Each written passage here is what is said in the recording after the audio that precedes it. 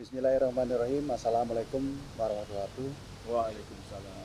Pak Menko dan rekan-rekan media yang saya banggakan, bahwa apa yang kita lakukan hari ini, Pak Presiden menginstruksikan kami untuk mengevaluasi apa yang sudah kita lakukan. Dan ini memang diinstruksikan sejak awal kami melakukan survei. Saat survei kita memang menemukan suatu angka yang hampir tidak rasional gitu ya, 193 juta yang mudik ya. Oleh karenanya kami serius sekali, Pak Menko, Pak Kapolri, Menteri PU, Menteri BUMN, Menteri Agama melakukan ini. Dan karena kami ingin apa yang kita survei itu memang bisa dipertanggungjawabkan, kami bekerja sama dengan satu perusahaan telco yang terkenal di negara ini. Terbukti bahwa 242 juta masyarakat yang melakukan perjalanan lebih dari 2 jam atau indikasinya mudik, karena dalam indikasi itu mereka setelah 2 jam mereka tinggal di tempat itu. Ini katakanlah ini bisa ke Jakarta Bandung atau dari Semarang Cirebon dan sebagainya. Dan tingkat kepuasan dari apa yang dilakukan mudik ini alhamdulillah memberikan hasil yang baik. Ada dua yang kita survei. Yang satu adalah tingkat kepuasan pada mudik skala keseluruhan, yaitu 89%. Dan atas mudik gratis 91%. Yang melakukan survei ini ada dua badan pemerintah, saya bisa sebutkan namanya. Satu adalah BPS, yang kedua adalah Menkominfo. Sedangkan yang dua lagi, satu adalah salah satu harian terbesar di negara ini, dan juga salah satu telco di negara kita tercinta ini. Jadi 89% untuk mudiknya dan 91% untuk kegiatan mudik gratis.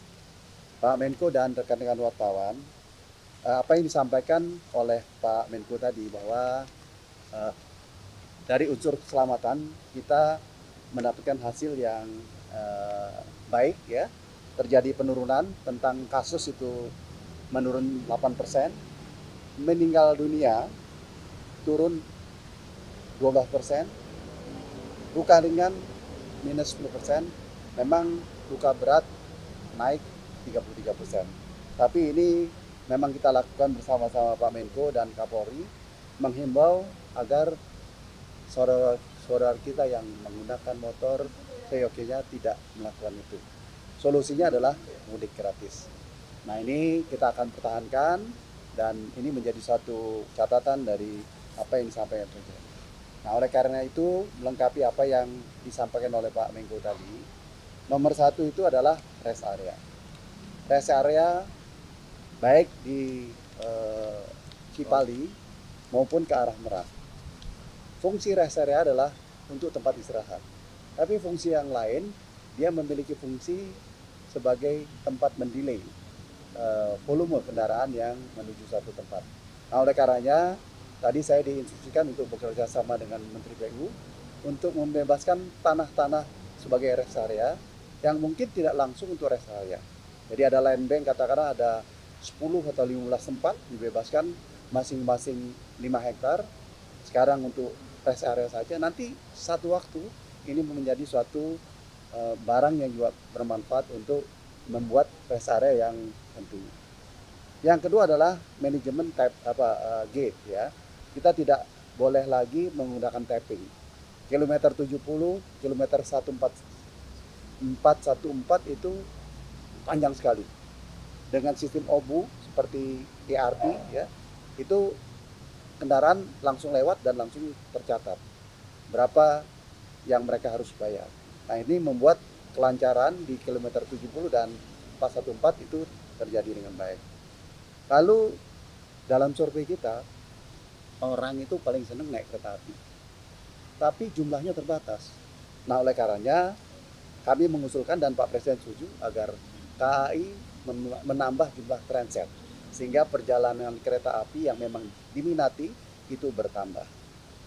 Ini adalah satu diskusi kami dengan Pak Menko dan Pak Kapolri adalah manajemen waktu. Kalau bisa waktu itu lebih panjang, ya, sehingga mereka bisa mudik lebih awal, tidak tertumpu pada H-3 dan 4. Kalau bisa H5, 6 gitu ya. Nah ini sangat berhasil. Pada saat mudik berhasil. Mudik balik agak struggling ya, tapi alhamdulillah bisa. Tapi terima kasih Pak Menko dan teman-teman yang memanage libur panjang, dan ini bisa membuat masyarakat punya pilihan untuk perjalanan. Lalu berikutnya adalah berkaitan dengan mudik gratis ya. Mudik gratis sekarang 133.000. Kalau dibandingin dengan 193 juta itu kan masih kecil ya. Nah, ini seyogyanya semua instansi pemerintah pun melakukan mudik gratis, dan juga tidak saja ke Jawa, tapi juga Sumatera. Pak Presiden tadi mengingatkan nanti sebentar lagi akan tembus ya dari Sumatera Selatan ke Bengkulu, dari Riau ke Jawa, ke Sumatera Barat. Ini akan menambah keinginan masyarakat akan mudik. Lalu seperti yang disampaikan oleh Pak Menko tadi adalah jumlah pelabuhan. Jumlah pelabuhan itu harus ditambah di beberapa tempat, baik di Ketapang dengan Jangkar ataupun di Merak ya. Kita ada beberapa titik yang kita tambahkan sehingga masyarakat itu tidak tertumpuk di Merak. Satu hal yang penting juga adalah besaran kapal. Kapal yang dioperasikan harus lebih besar dan harus lebih cepat, sehingga daya angkut dan kecepatan itu memberikan suatu result yang baik. Dan yang terakhir, yang paling penting itu adalah kolaborasi. Saya terima kasih di bawah bimbingan Pak Presiden dan Pak Menko dan Pak Wapres, kami bersama-sama Kapolri secara intens melakukan ke Merak itu sampai 5 kali, Cipali 4 kali, untuk mengevaluasi apa yang kita lakukan.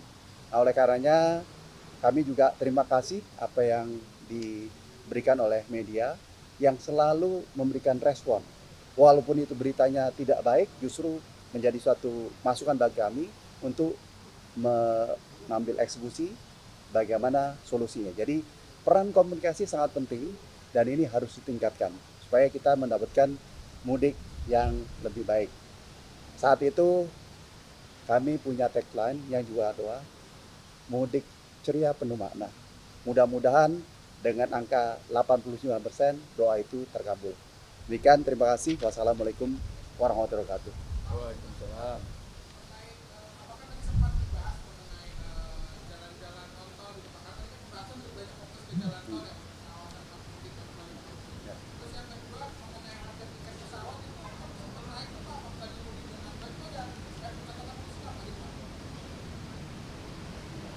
Silakan yang lain. Hah? Hah?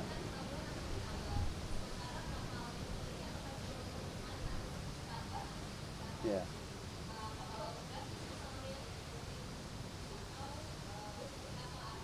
Nah. Ya, satu lagi.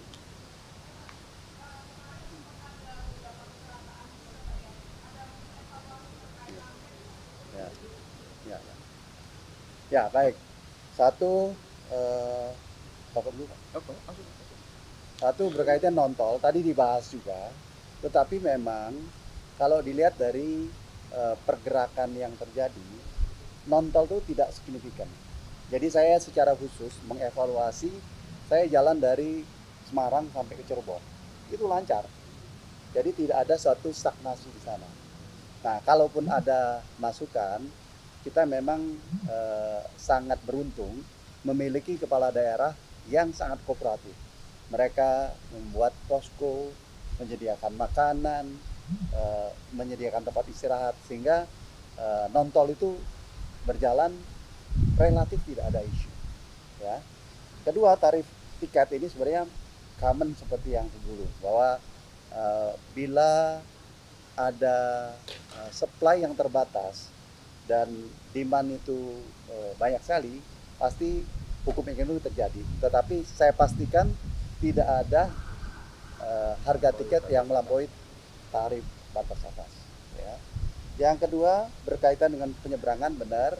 Jadi penyeberangan itu secara detail saya sama Pak Menko menganalisa. Jadi yang paling krusial sebenarnya adalah Merak Bakauheni. Ya. Satu, jumlah pelabuhan harus ditambah. Yang kedua, kapalnya itu harus lebih besar dan lebih cepat, sehingga kapasitasnya lebih baik. Yang ketiga adalah delay system. Hari tertentu di mana ada kemacetan yang panjang, itu terjadi, masyarakat dari Jawa Tengah dan Jawa Timur datang bersama-sama tanpa memiliki tiket. Dan kalau tidak menggunakan tiket kan tidak boleh masuk. Tapi pada saat itu mereka antrian di depan dan tidak mau. Akhirnya kita lakukan itu. Jadi memang penyeberangan ini paling krusial di Merak ya. Tapi benar Pak Menko bahwa yang di Ketapang itu kita harus nambah beberapa titik-titik tertentu. Tapi tidak kurang juga di Bakauheni karena nanti jalan tol banyak, kita akan tambahkan pelabuhan-pelabuhan. Satu tadi tentang apa? Oh ya, saya bukan saja ngomong soal ramcek, soal safety ya. Safety itu kan ada dua kecelakaan yang agak major ya. Satu adalah kendaraan travel yang tidak resmi, dia kelelahan karena 4 hari melakukan perjalanan itu, tiba-tiba mereka kelelahan dan head to head ya, adu banteng ya. Jadi tentu ini yang kita evaluasi adalah angkutan massal itu harus terdaftar. Tidak boleh ada lagi angkutan massal itu tidak terdaftar. Satu sisi memang menguntungkan karena bisa point to point. Tapi kami akan mendorong para pengusaha angkutan untuk menyelenggarakan itu sehingga safety itu terjadi. Safety itu dari kendaraan, dari orang yang melakukannya, dari jumlah dari penumpang ya. Rem cek adalah bagian dari itu ya. Katakan karena dia itu bukan kendaraan bis umum, tidak direm cek, tidak terjangkau gitu. Oleh karenanya Polri sudah siap untuk melakukan law enforcement berkaitan dengan itu. Jadi tidak saja pada saat Lebaran, dari sekarang sudah akan dilakukan. Pak Presiden sudah menginstruksikan kami mengkoordinasikan ini, tentu Pak Menko yang mengkoordinasikan berkaitan dengan rest area, berkaitan dengan pelabuhan, berkaitan dengan safety, agar di masa pemerintahan yang akan datang sudah mendapatkan data-data yang sahih, yang memang bisa dipertanggungjawabkan dan bermakna untuk mudik berikutnya. Cukup ya? Ya, saya tambah sedikit soal jalur non-tol. Ya. Memang tadi tidak ada pesan khusus dari Pak Presiden berkaitan di jalur non-tol. Kenapa? Karena memang untuk tahun ini tidak ada peristiwa yang menonjol yang ada di jalur non-tol. Yang menonjol dua-duanya adalah di jalur tol. Kemudian saya juga sudah melaporkan kepada Bapak Presiden bahwa untuk tahun ini integrasi manajemen antara jalur tol dan non-tol itu sudah semakin bagus. Karena sekarang ini pemerintah daerah melalui Polda, Polres itu diberi diskresi untuk bekerjasama antar daerah melakukan rekayasa lalu lintas, termasuk one way lokal. Dengan demikian maka memang dengan bahkan kemudian terkoneksi dengan volume yang lewat di tol, sehingga delaying system yang diberlakukan sekarang ini juga memanfaatkan jalur-jalur arteri. Kenapa? Sehingga di tol relatif bisa terkendali, kemudian kenapa di jalur arteri juga tidak ada kemacetan yang relatif fatal, itu karena sudah ada sistem manajemen terintegrasi antara pengelola tol dengan pihak Polantas di masing-masing daerah. Hanya kemarin ada sedikit agak hari-hari pertama ada kesemrawutan, terutama untuk jalur jalur Bocimi yang akibat longsor, ya, tapi alhamdulillah oleh Kementerian PUPR langsung Pak Menteri PUPR turun lapangan dan kemudian bisa diatasi sehingga satu jalur bisa dimanfaatkan, sehingga kemacetan di jalur arteri yang hampir menciptakan chaos bisa kita atasi. Saya kira itu tambahan dari saya kira sudah cukup. Terima kasih Pak Menhub dan semuanya.